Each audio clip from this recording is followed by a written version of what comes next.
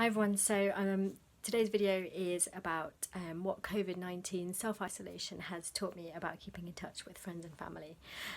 So I'm just coming to the end of my 2 weeks of self-isolation, and it occurred to me yesterday that in this social distancing and self-isolation that we're currently going through, the whole world is experiencing how new mums often feel when they, in the initial first few days after giving birth.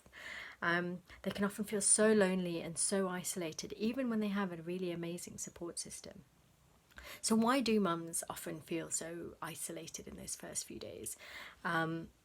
So quite often your relationship changes with your partner, so you feel that even within your family dynamics things have changed and you feel a bit lonely.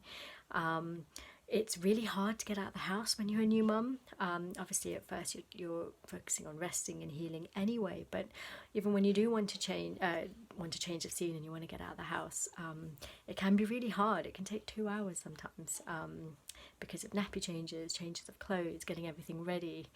And so by the time you actually step out the door, the energy to actually follow through can be just totally lacking. And of course you're consumed with this never-ending or seemingly never-ending cycle of eat, sleep, nappy change, repeat. It can be exhausting and so isolating because you feel like you're the only person going through this right now. Obviously there's the sleep deprivation, the hormonal shifts, the nutrient depletion that happens after you've given birth and after pregnancy, worry and anxiety that you're not doing it right and you're worried about getting judged if you do leave the house, and of course social expectations that you should be able to do it all, and you feel inadequate if you're not able to.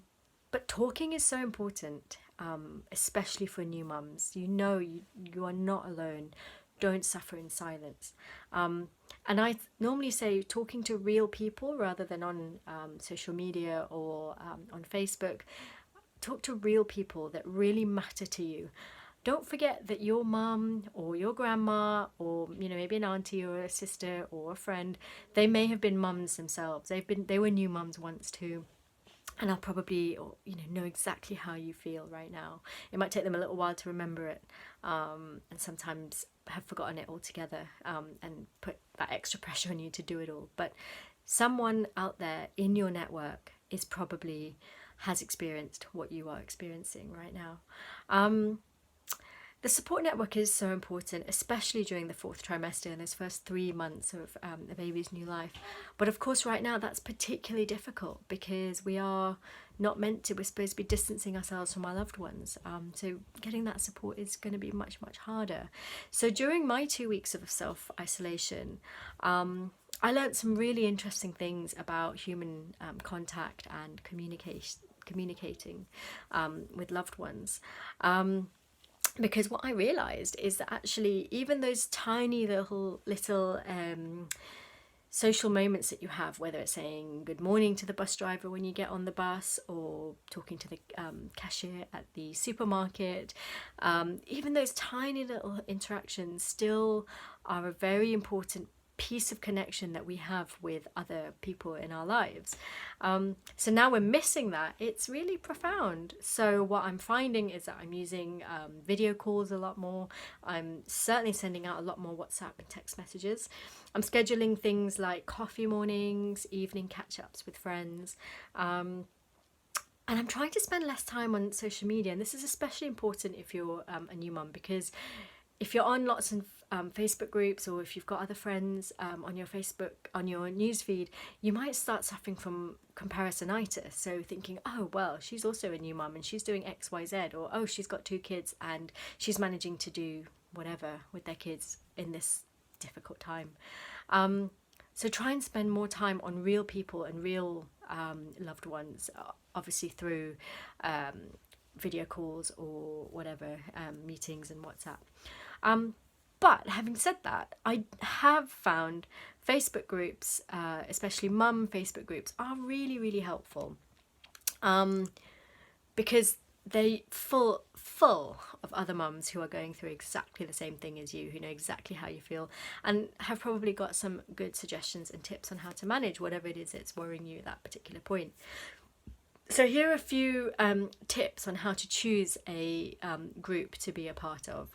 So number one, don't join too many. You'll end up, it's just going to be end up to being too noisy. You'll end up with just too much information and notification and so on.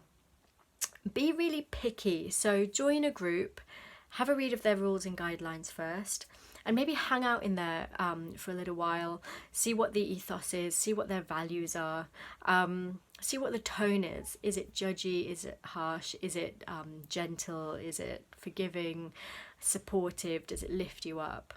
Because if you post something and you get a lot of comments that are negative or not very supportive, you might end up feeling even worse than you did before you even posted asking for help. Some groups can be extraordinarily judgmental and harsh if you don't follow that particular philosophy, or if you say something that is not particularly in line with that group's philosophy. So you have to be very careful about who you decide to open up to. But having said that, support can be found in some really surprising groups. Now, because I use cloth nappies, I'm in a cloth nappy Facebook group, and I would say that is the most supportive Facebook group there is on there. Obviously, some of their values align with mine, so that's helpful. But also, there's a wide range of women on there who have a wide range of experiences and generally tend to be really supportive of each other. Now, if you are worried about mental health, there is help out there. It might seem a little bit difficult right now, but a lot of charities that are focusing on mental health are still open. Obviously, you've still got the helplines still available. Your GP, if you're really worried about your mental health, if you potentially, maybe have quite extreme depressive thoughts or thoughts about self-harm or suicidal thoughts, or you're worried about your ability to maintain sort of looking after your child, your GP is going to be the right person to talk to. It might be tricky to get hold of them right now, but they should still be operating, perhaps on a telephone consultation basis rather than face-to-face. So definitely tap into that if you need that support. You might be able to get help with online counselling or online therapy as well to help.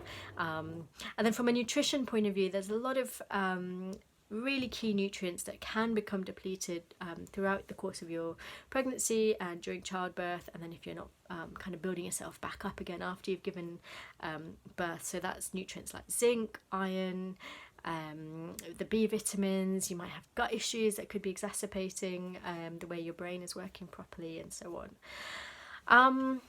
So that's it really. So I just wanted to talk a little bit about how to communicate well and how to maintain that level of support from your network, whether it's friends, family, and choosing how to be on social media in a way that is uplifting rather than kind of brings you down. Now, throughout this whole period, I'm doing free phone calls for anyone who needs a little bit of support, whether that's to find out how nutrition can help you in whatever you're facing, whether it's worries about your mental health or whether there's a particular issue that you want to address through nutrition. But I'm also just opening these up to anyone who really needs a chat. I think at this particular time in our life, anyone who is able to offer a willing listening ear is going to be helpful. So if that's something you'd like to take up on, then you can book in for a free call with me. I hope that was helpful. Stay in contact with your loved ones and don't suffer in silence.